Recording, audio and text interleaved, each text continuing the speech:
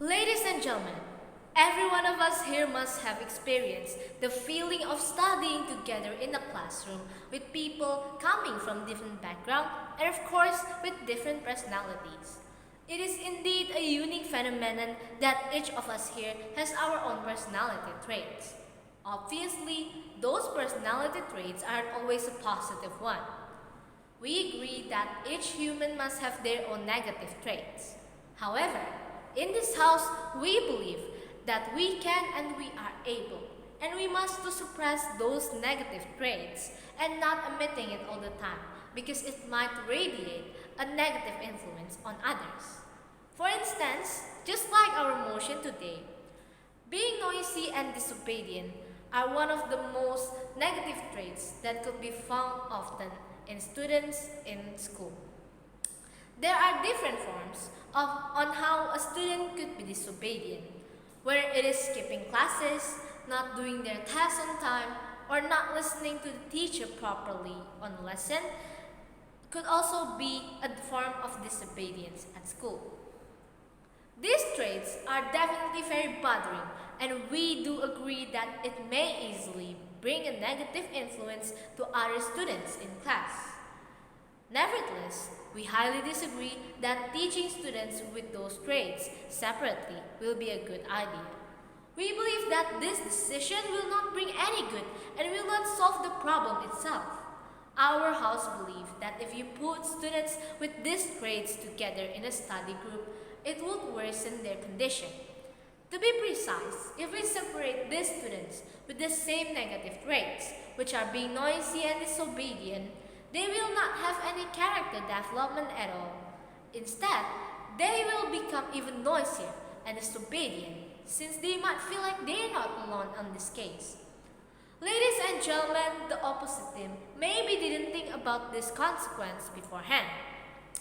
How exactly would the opposite team ensure that merging these students in a group would help them be more serious on studying?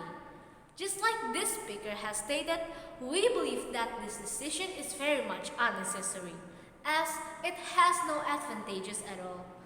If the opposite team were to say that teaching noisy students separately would be advantageous for the rest, like for example, for the students who are calm and obedient on learning, well, that might be a point.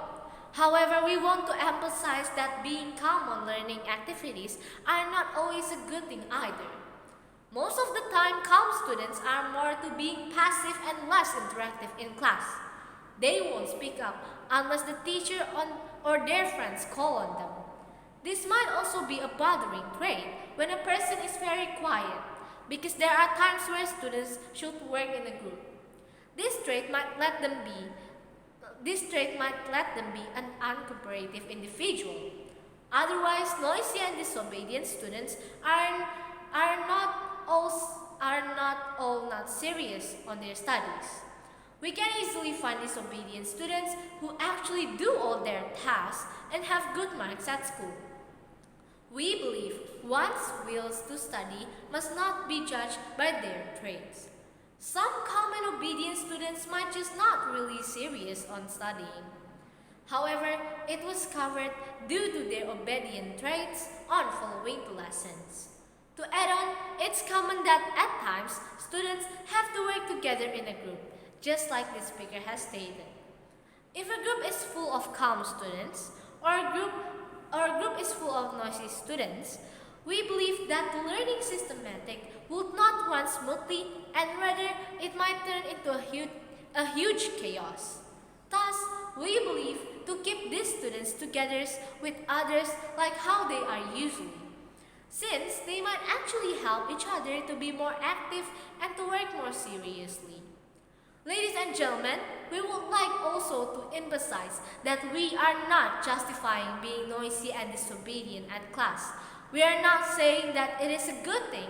Rather, we do believe that it is something negative and we must help these students to improve their personality. Therefore, the role of teachers in this matter is very much vital and influential. Teachers, as individuals who are not only supposed to teach but also lead their students on becoming a better person, shall not turn into a blind eye on this matter. Agree or not, ladies and gentlemen, sometimes a student's behavior could be drastically different when it comes to a different teacher. We're not saying that all teachers have to apply the same teaching method, that they have to be strict. Instead, teachers could still apply their own way of teaching while showing examples and help disciplining these noisy and disobedient students. Teachers shall not only focus on a group of calm and obedient students or the other way around. They shall treat everyone fairly but not letting loose of those who bothers others on studying. For instance, teachers can be a little stricter to the noisy or disobedient students. But when they're in need of help, teachers should still fulfill their task and treat them fairly. And rather than giving these noisy and disobedient students, restrictions or punishments all the time, teachers shall be able to give a proper example of what are the differences when they are obedient and when they are not. We believe that if teachers are able to implement these actions properly, slowly but sure, these students could have their own character development and change for the better.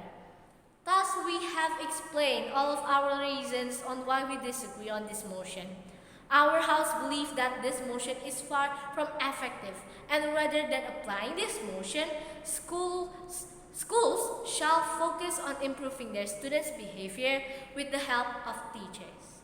Because in the end of the day, our house believes that schools and teachers have a very important role to their students' behavior.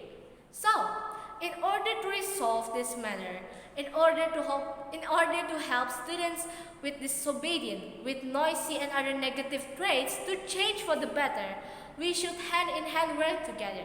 Not only schools, not only the teachers, but even the classmates. We should all work together in the best way possible to help improve and help each other on becoming a better person. And that's it from our house. As the first speaker, thank you.